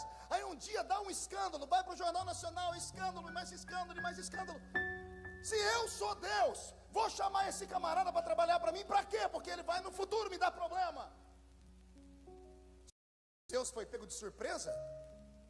Será que um dia Deus abriu o céu, olhou para o Jimmy Swaggart, botou a mão na cabeça e disse, ai meu eu. Entendeu aí ou não? Deus não vai dizer, ai meu Deus, porque só tem ele de Deus. Deus abre o céu, olha e diz, ai meu eu não sabia que ele ia. É possível isso ou não? Não. Quer dizer que Deus sabe tudo? Vou perguntar de novo. Deus sabe tudo? Vou perguntar de novo. Deus sabe tudo? Deus sabe o futuro? Então ele já te conhecia. Ele te conhecia com seus defeitos, é isso que você está me dizendo? Ele sabia que ia ter dia que você ia estar de um jeito que se ele pudesse te mandaria para o inferno. Ele sabia que você ia estar nesse culto hoje com essa cara aí parecendo que foi batizado num pote de vinagre, é isso? E mesmo sabendo, ele não te mandou embora. Mesmo sabendo que você ia dar prejuízo, que você ia cair, ia trazer escândalo, mesmo assim ele apostou em você. É isso que você está me dizendo? Então vem cá, Deus gosta de sofrer? Deus é sádico? Sim ou não? Não. Deus não é sádico. Deus é investidor. Em Wall Street, especulam a vida financeira com apostas. Vamos comprar aquela empresa que está falida hoje, dentro de tantos meses a gente põe um gás nela, ela cresce e a gente vende. Os homens de Wall Street são bilionários porque apostam em coisas falidas, compram e depois revendem. Se eles que são homens sabem o futuro, têm uma percepção de como será o futuro, por isso apostam em coisa morta. Você já deve ter ouvido falar que no Brasil existem títulos da dívida pública podres. Títulos podres, quem trabalha com banco sabe do que eu estou dizendo. São coisas que ninguém quer, mas tem gente que vive só comprando isso. Por quê? Porque sabe que hoje não vale nada, mas lá na frente vai dar uma reviravolta na vida econômica, e aquilo que não prestava vai valer muito. Está pronto para receber a palavra? Você é o maior investimento de Deus. Você que ninguém dá nada por você, mas é na sua mão que Ele vai entregar o maior bem que Ele tem. É na mão de Pedro que Ele entrega uma chave. Ele diz: esta é a chave da minha igreja. Apacenta os meus cordeirinhos. Eu encerro aqui tentando entender o amor de Deus. Pode imaginar os 11 sentados: João, Tomé, André, Felipe. Todo mundo fez tudo certinho. Aí aquele que fez tudo errado, Jesus diz: vem cá, Pedro. Vem correndo, Pedro, vem correndo. Você é a minha igreja. E as do inferno não prevalecem contra você. E eu te dou a chave. Cuida dos meus pequeninos. Podem murmurar do jeito que quiser, podem pensar o que quiser, mas é o dono da igreja que está falando. Foi para você que eu dei, pronto. Viva, seja feliz. Eu imagino os discípulos andando: por que ele, não eu? E Jesus explicando: porque a igreja é um lugar de defeito. A igreja é como Pedro, fala o que não deve, vai onde não pode, tentando acertar, erra. Jesus está falando com você. Jesus está falando no seu ouvido. Não desiste. Não para. O mais fraco aqui dentro é mais forte que qualquer demônio no inferno. Com todos os seus defeitos, você veio se arrastando, mas chegou aqui. Você não sabe como você deixou o diabo furioso, porque ele achava que hoje você não vinha, e lá está o Espírito Santo te empurrando: vai, porque ele aposta tanto em você. É porque ninguém sabe o que vai acontecer daqui a uns dias. Eu já tombei na fé, eu já me desviei. Eu tinha 16 para 17 anos de idade. Fui pregar na cidade de Mogi Mirim. À noite Jesus batizou uns 30 jovens com o Espírito Santo. Eu era adolescente. Entrei num trem. Peguei o trem de Mogi Mirim até Orlândia. A FEPASA cortava o estado todo. 8 horas de trem, pastor Reuel. Trem. Eu desisti de ser crente. Pode isso? Eu saí de um congresso. Eu preguei para jovens. Jesus fez uma obra linda. Antes de chegar em casa, eu já tinha perdido a minha comunhão. Cheguei em casa, para minha mãe: pode dar todos os meus palitozinhos aí para os outros. Minhas gravatas. Ela disse: por quê? Foi porque eu não sou mais crente. Ninguém na minha casa era. Minha mãe falou: até que enfim tomou juízo. Era sábado. No domingo eu fui para um baile, num lugar chamado CREO, Clube Recreativo de Esportes de Orlândia. E liberei todos os meus instintos mais primitivos, os instintos que estavam sepultados. O velho homem ressuscitou com força. 2 semanas fora da igreja, inaugura um jornal na minha cidade.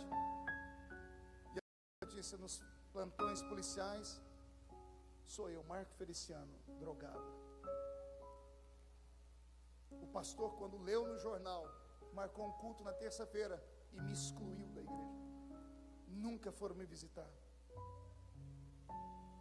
Nunca foram o que aconteceu comigo. Fiquei 2 meses sem ir na igreja. Foi o suficiente para me abandonarem e me esquecerem.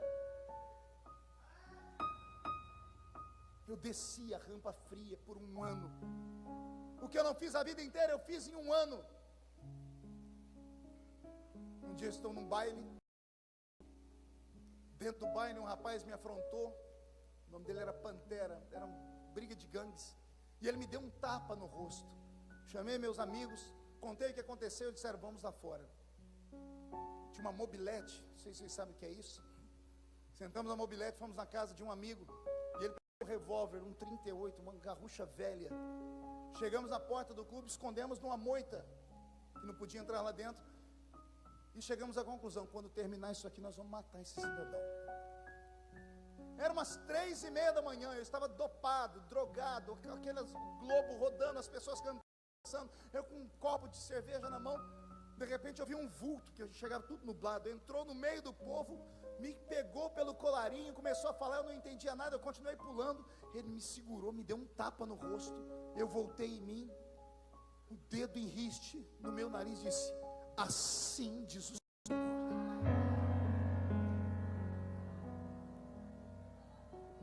Tua vida não será garantida essa noite, a não ser que você saia daqui agora.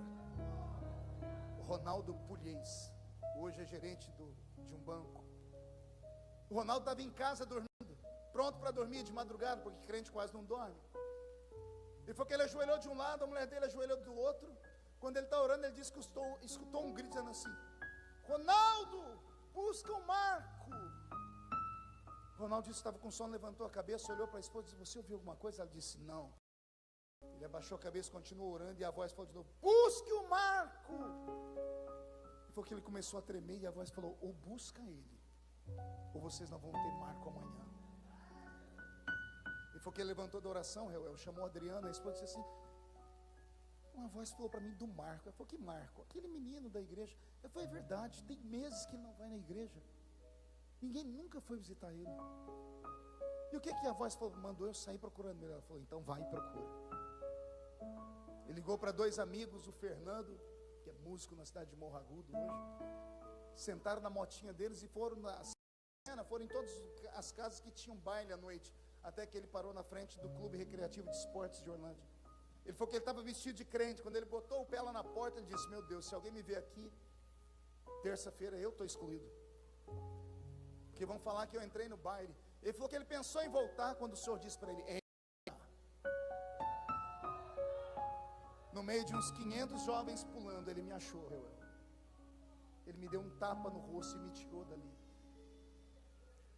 Me levaram para a casa dele, eu estava grogue, dopado. Eu deitei no sofá, eu escutava eles falando de longe, eu via eles chorando, foram chamando irmãos, juntaram 5, 6 irmãos, começaram a orar por mim. Um colocou a mão na minha cabeça e disse: Jesus, se o Senhor tem uma obra na vida dele, liberta ele do efeito da droga, da cachaça, e renova ele com o Espírito Santo. Dei um salto, não sabia onde eu estava, e olha eu voltando para Jesus. Só que eu não fui na igreja no domingo. Fiquei 2 semanas sem ir no culto, mas aquilo ficou marcado em mim. Depois, hoje, eu converso com ele, todo mundo diz: está vendo, você fez uma coisa errada, Ronaldo. Você arriscou em buscar ele, onde ele está de novo. 2 semanas depois, eu chego na esquina do clube, era na mesma rua da minha casa. Eu digo: eu vou para o clube ou eu vou para casa? E naquele dia eu tive força, disse: eu não vou entrar no clube, vou para casa. Naquela madrugada, recebi uma visita de uns crentes lá na minha janela. Os crentes faziam cantata, serenata. Ninguém na minha casa crente. Meu avô acordou primeiro e gritou para minha mãe: Lúcia, parece que tem um Santo Reis aí fora. Vocês sabem o que é Santo Reis aqui no sul? É uns homens bêbados cantando com uma bandeira de uma santa cantando 25 de dezembro na... Meu avô falou: Lúcia, prepara a bolacha e café que tem um Santo Reis aí fora. Minha mãe escutou e falou: não, pai, isso é música de crente. Ela abriu a porta, estava a irmã Oriovalda, lá de Uberlândia, Minas Gerais. Uma senhora desse tamanho. Ela veio pregar na igreja e não me achou. E ela perguntou para todo mundo: cadê o Marco? Todo mundo diz: ah, ele está desviado. Ela: me mostra onde é a casa dele, que nós vamos lá essa madrugada. Quando a minha mãe me chamou, a irmã Oriovalda olhou para mim, botou o dedo no meu nariz e disse assim: hoje o Senhor vira o seu cativeiro. E naquela manhã eu fui para uma manhã de consagração. A irmã Oriovalda começou a orar para Jesus batizar com o Espírito Santo, e ela me chamou: vem orar. E eu falei: ela disse: vem orar. Aí eu olhava para o pastor Zé Bispo, estava sentado, e ele fazia assim para mim. E eu dizia: não posso. Ela olhou para ele, olhou para mim e disse: eu estou mandando, vem orar. Coloquei a mão na cabeça de um rapaz, Jesus batizou ele com o Espírito Santo. Na cabeça de uma moça, Jesus batizou ela com o Espírito Santo. E naquela manhã Jesus batizou umas 30 pessoas com o Espírito Santo. E olha eu aqui. Quem foi que disse para você que você não presta, que não vai dar certo, que tudo acabou, que a história... Homem não pode colocar ponto final na sentença que Deus ainda está escrevendo.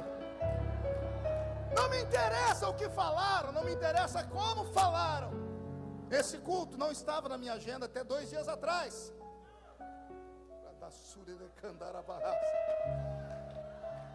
Eu estou aqui hoje por sua culpa. Você gritou: Deus, se tu me amas, se revela, fala comigo. E olha o que Deus me mandou falar: você é Pedro. Não interessa o que aconteceu, você ainda tem uma história. Vai acontecer um reboliço, porque tu és Pedro, e sobre esta pedra edificarei a minha igreja, e as portas do inferno não prevalecerão contra ela.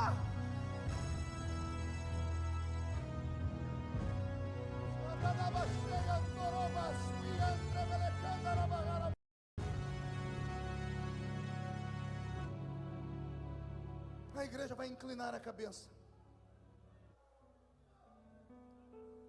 E eu quero falar com 3 grupos que estão aqui dentro. Quero falar com 3 tipos de Pedro que eu nesta igreja hoje. O primeiro é o Pedro que se afastou. É o Pedro que tombou, que caiu, que se jogou ou que te jogaram. É com o Pedro que foi excluído, excomungado dos seus ministérios. E eu tenho pena, tenho que te pedir perdão, Pedro. Por quê, pastor? Porque te excluíram.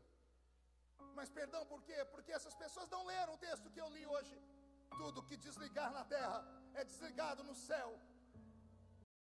A igreja apagou o seu nome do livro da vida, por causa do seu erro, do seu fracasso, do seu tombo, da sua fraqueza. Um bando de sujos acharam que você estava mal lavado demais. E depois que foste excluído, seu nome foi lido publicamente, você nunca mais se acertou na vida.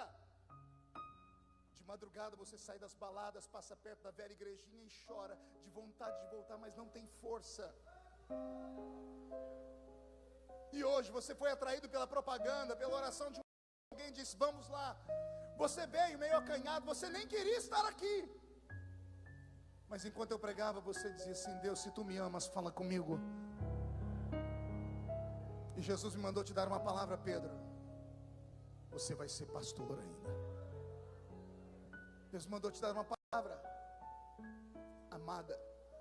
Você será uma grande mulher de Deus ainda. Enquanto você pensa, porque eu quero você aqui na frente daqui a pouco, eu quero falar com o segundo grupo. É o Pedro que está entre nós, mas há muito tempo não toma a Santa Ceia. É o Pedro que é crente, mas não confia mais no sacerdote. Como não confia no sacerdote, não tem coragem de confessar as suas fraquezas. Por quê? Porque você sabe que confessar para tal pessoa, a sua história vai ser conhecida no país inteiro. A cidade toda vai ficar sabendo da sua desgraça. E por causa disso você não tem mais coragem de contar para ninguém. Aí o que foi que você fez? Como é um crente fiel em Jesus, você sabe que não pode tomar na ceia indignamente. Você mesmo parou de tomar a ceia e você disse: eu vou me acertar. Já faz meses, já faz anos, e você nunca mais tomou a ceia. A Bíblia diz que aquele que não participa do corpo e do sangue não tem vida. Você é um defunto meio. Ah, pastor, o que é que eu faço? Você precisa de perdão. E eu tiro as minhas vestes de profeta agora, e eu me visto de sacerdote. Como sacerdote, eu posso orar por você. Não quero ouvir uma palavra, porque eu sou homem como você. A não ser que você diga: eu preciso contar para alguém. Aí sim, mas caso contrário, se você acreditar na oração de um sacerdote, eu quero orar para Jesus te perdoar essa noite. E a próxima ceia, o diabo que se segure. Enquanto você pensa, terceiro e último grupo. Quero falar com os Pedros que nunca entraram numa igreja evangélica, ou que são amigos e parentes de evangélicos, mas nunca tiveram uma atitude de entregar a vida para Deus. Todas as vezes que a sua família fala com você, você diz assim: quando Deus me tocar eu vou. E não foi isso que ele fez hoje. Você não entendeu nada do que eu falei, mas sentiu tudo que eu falei. Seu olho está marejado, suas pernas estão bambas, parece que tem borboletas no seu estômago, coração está acelerado. O que é isso, pastor? É Jesus te chamando. Pedro, eu quero fazer uma grande obra na sua vida, Pedro. Você já tentou em todos os lugares, amigo. Já tentou em obra de feitiçaria, em encruzilhadas. Já se ajoelhou perto de imagens. Já fez de tudo e nada aconteceu. Hoje, o Jesus de Pedro está aqui. Eu vou pedir que toda a igreja fique de pé. Vou pedir que toda a igreja incline.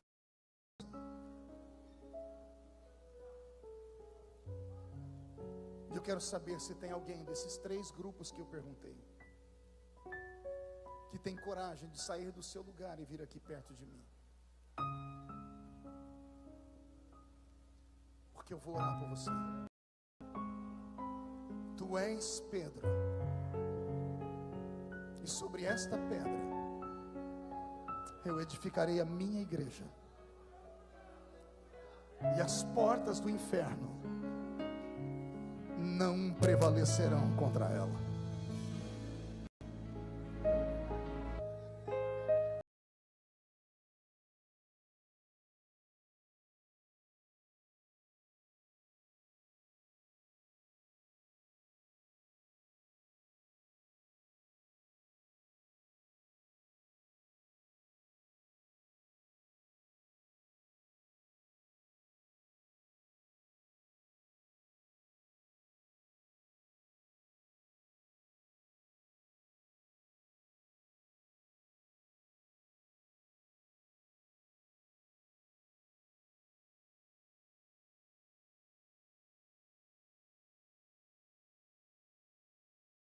Ai da eternidade.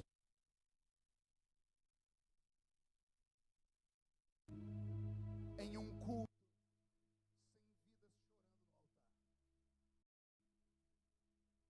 Não há sentido em nos ajuntarmos apenas para nos alegrarmos. O maior de todos os milagres do mundo acontece nesta noite, Pai.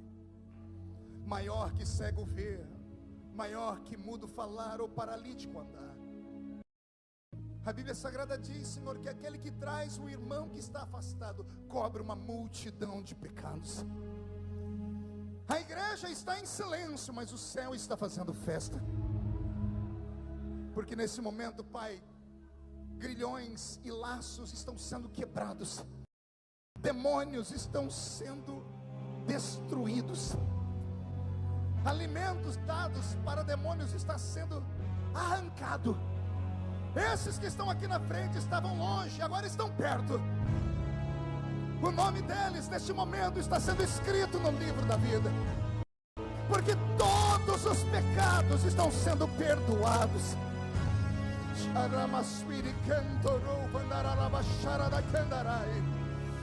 Todos os erros, todas as transgressões estão arrancadas, riscadas, destruídas, destronadas.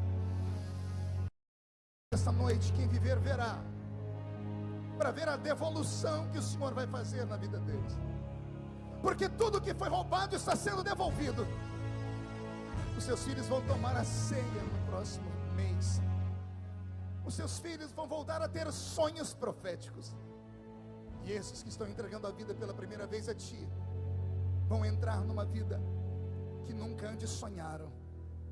Porque nesta noite está nascendo uma verdadeira igreja. Esta é a minha igreja, disse Jesus, e as portas do inferno não prevalecerão contra ela. E só quem pertence a esta igreja dê glória a Deus. Alguém pode dar um abraço? Dê um abraço na pessoa que está do seu lado. Abrace ela, abrace ela.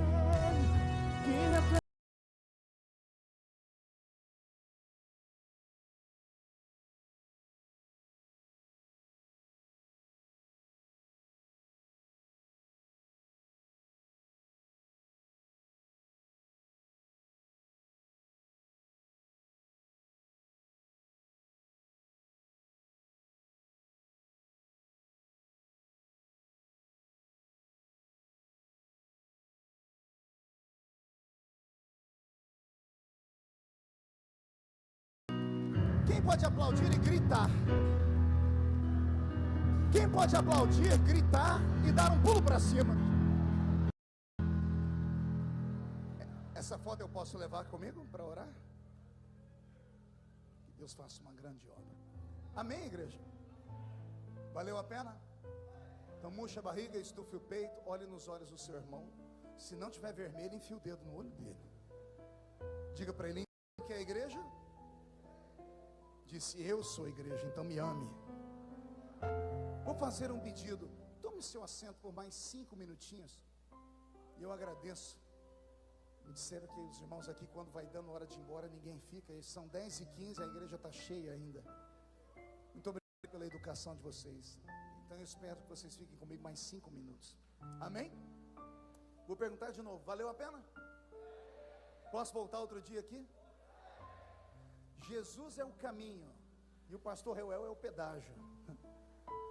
Escutou, pastor Reuel? Eu disse que para chegar até mim, Jesus é um caminho e o Senhor é um pedágio. Sempre que o Senhor precisar e quiser, eu estou à disposição. Amém, igreja? Deixa eu fazer uma pergunta aqui. Quem aqui está desempregado? Bastante gente. Quem aqui não tem casa própria? O sangue de Jesus tem poder. Quem não tem carro? Quem está endividado? Sangue de Jesus tem poder 3 vezes.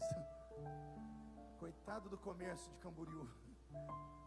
Tem alguém aqui que é empresário, microempresário, profissional liberal e está precisando de uma sacudidela de Deus lá na empresa? Levante a mão para eu te conhecer no seu escritório. Bastante gente. Tem alguém aqui que, além de todo esse sofrimento, a sogra mora na mesma casa? Estou vendo ali. Entendi porque você chorou o culto inteiro. Estou achando que é a mensagem falando e é a sogra que mora lá. É brincadeira, né? Todo genro que fala da sogra é apaixonado por ela. Eu tenho tido muitas experiências com Deus em cultos de vitória. Cultos de vitória são cultos de campanha. E crentes campanheiros não são companheiros. São crentes de fé. São crentes que já tentaram de tudo. Então quando vem para um lugar como esse, assim: Jesus, é hoje e tem que ser hoje. E eu acredito nessas coisas. Eu acredito em mover de Deus, milagre. Eu acredito que Deus pode você dormir de um jeito e acordar de outro. A minha oração, por exemplo, essa noite é que você durma como Salomão, quando ofereceu a Deus um sacrifício. Ele dormiu como um homem normal e acordou como o homem mais sábio do mundo. E a sabedoria é a maior riqueza do mundo sobre a vida dele. Pergunte ao seu irmão se ele sabe por que Salomão tinha 700 mulheres. Pergunte. Por que ele tinha 700 mulheres e 300 concubinas? Vamos lá. Tem gente que vai dizer que ele era um maníaco, tarado, desenfreado. Nada disso. Como Deus deu a ele uma sabedoria, Salomão herdou um reino quebrado do pai. Então o que ele fez? Ele começa a se casar. Naquela época a poligamia era aceita. Você vai encontrar na Bíblia várias pessoas que se casaram mais de uma vez. E ele tem filhas de homens ricos. E no Oriente Médio funciona assim: você casou com a moça, o pai da moça tem que dar um dote para o rapaz. Eu estava em casa há poucos dias atrás, chegou um carrão lá na porta da minha casa, desceu um grupo de crentes ciganos, aqui de Curitiba. Tomei um susto, cheio de ouro, tudo crente, cheio do Espírito Santo. Desceu dentro do carro um menininho de uns 5 anos.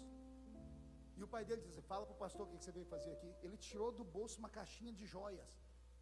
Dentro tinha uma pulseira de ouro. Ele disse: isso aqui é para sua filha. Eu falei: por quê? Porque eu quero já fazer uma aliança de casamento com ela. Vou trabalhar, já falei com meu pai, quando eu tiver as minhas 8 moedas de ouro, eu trago para o senhor e levo sua filha embora. Porque a cultura cigana é uma cultura oriental, é uma cultura do Oriente Médio. Eles até se julgam como sendo uma das tribos de Israel que se perdeu. Então lá no Oriente Médio, você ia casar com a moça, o pai da moça tinha que dar um dote para o rapaz. Salomão casou com 700. Daí vem o início da fortuna. É claro que ele não ficou rico só por causa disso. Esse é o início da fortuna. Com esse dinheiro, ele constrói navios, e até que alguém chega na Ofir. E é na ilha de Ofir que ele vai encontrar toneladas e toneladas de ouro e vai se transformar no homem mais rico de Israel. Agora, como foi que isso aconteceu? Pergunte para mim, como foi que isso aconteceu? Só fala se todo mundo perguntar. Eu vou ler para você. Alguém tem Bíblia aí? Rapidão, abre comigo aí. Segundo livro das Crônicas.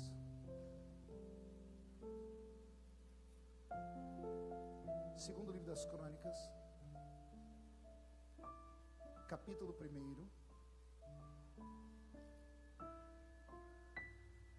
Segunda Crônicas, capítulo 1, versículo 6. E Salomão ofereceu ali sacrifícios perante o Senhor, sobre o altar de cobre que estava na tenda da congregação, e ofereceu sobre ele 1000 holocaustos. Ofereceu sobre ele. Versículo 7. Naquela mesma noite, Deus apareceu a Salomão e lhe disse: pede o que quiseres, porque eu vou te dar. Olhe para mim. Tudo há um porquê. Salomão era um adolescente quando assumiu o trono de Israel. O trono de Davi estava quebrado. Davi sofreu um golpe de estado por Absalão. Lembra da história? Aí Absalão foge do moço de Davi, fica com o cabelo grudado numa árvore. Vem Joabe, mata Absalão. Davi volta para o trono. Davi morre em depressão profunda porque o reino está quebrado. Absalão, quando roubou o reino do pai, ele entrou no cofre de Davi e roubou tudo que Davi tinha. E com esse dinheiro ele montou um exército de jagunços com ele. Quando Davi retorna ao trono de Israel, não tem ouro, não tem prata, não tem mais nada. Davi morre, quem assume o trono? Salomão. Salomão assume o trono e descobre que o reino está quebrado. E ele pergunta: o que sobrou da riqueza do meu pai? E alguém diz assim para ele: sobrou 1000 bois. Em uma tradição antiga não diz 1000 holocaustos, diz 1000 bois. Sobrou o que? 1000? Nem vaca foi boi. Era boi de tração, era boi de arar terra. Não dava para comer a carne dele porque a carne era extremamente dura. Se fosse vaca, ainda podia ficar prenha, dar leite, do leite o queijo. Mas eram bois. Sobraram 1000 bois. Era só o que Israel tinha. Foi o pior período de inverno de Israel. Salomão percebe que ele vai perder o reino, porque o povo vai morrer de fome. E o que ele faz? Adolescente, ele sobe o alto de uma montanha e manda trazer os 1000 bois. E lá no alto da montanha, ele mata os 1000 bois e sacrifica a Deus. O povo achou que ele era louco, outros acharam que ele era excêntrico, e os mais crentes disseram assim: não, ele é santo, porque ele começou o ministério dele dando um sacrifício a Deus. Só que ele não deu um sacrifício apenas, ele deu tudo o que Israel tinha, tudo, 1000 bois, e ele voltou para casa. A Bíblia diz que naquela mesma noite, antes dele dormir, Deus entrou no quarto dele e falou para ele: pede o que você quiser. Eu desafio qualquer crente que tenha lido a Bíblia. Eu li só 30 vezes de capa a capa, escrevi 21 livros sobre a Bíblia. Eu desafio qualquer crente que tenha lido a Bíblia, que me mostre outro texto onde Deus tenha descido e dito a um homem: pede o que você quiser que eu te dou.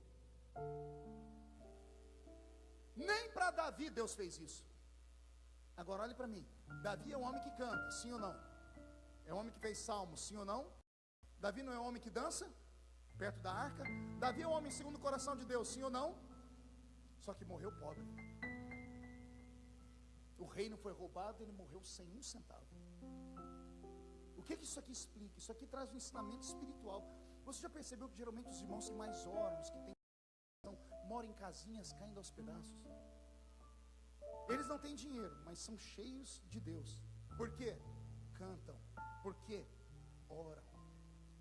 Salomão não ora e não canta. Não escreveu um salmo. Só quando é velho que vai escrever cantar, Provérbios e Eclesiastes. Mas Salomão fez o que Davi não teve coragem de fazer. Ele pegou tudo que Israel tinha e sacrificou para Deus. Deus olhou do céu. Eu imagino Deus dizendo: esse menino é louco. O povo está em greve, o povo está no inverno, vão morrer de fome. Ele podia ter matado esses bois, 5 milhões de pessoas. Ele mataria a fome deles por pelo menos umas 2, 3 semanas. O inverno ia ser de 6 meses, o povo ia morrer dentro de 2 meses.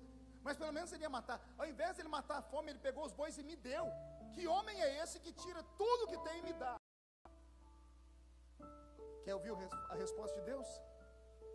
Deus olhou para Deus e disse assim para si mesmo: se tem um homem na terra que tem coragem de me dar tudo que ele tem, eu também tenho coragem de ir lá nesse homem e falar para ele: pode pedir, porque tudo que eu tenho é seu. Não pegou? Se um homem dá a Deus mais do que pode, Deus dá a esse homem mais do que esse homem precisa. Existe uma tradição judaica chamada Tzedaká. Tzedaká é misericórdia sem olhar a quem. Isso é uma lei que todo judeu pratica. Vou te ensinar porque o judeu é rico. A Tzedaká diz assim, é um ensinamento que está na Torá dos judeus. Ele pega com base naquele versículo que a Bíblia diz assim: quem dá aos pobres, a Deus empresta. Mas existem 1 milhão de pobres. A Tzedaká diz assim, que você encontra uma pessoa que precisa e não, você simplesmente a ajuda. Não é você que sabe que o seu irmão, poxa, eu vou ajudar aquele lá. Não, ele já teve tudo, jogou tudo que tinha, bebeu, fumou. Isso não é misericórdia. A Tzedaká é isso. É você praticar uma misericórdia, mesmo sabendo que a pessoa pode amanhã depois pegar o que você deu a ela e usar para coisas erradas. Todo judeu faz isso. Por isso que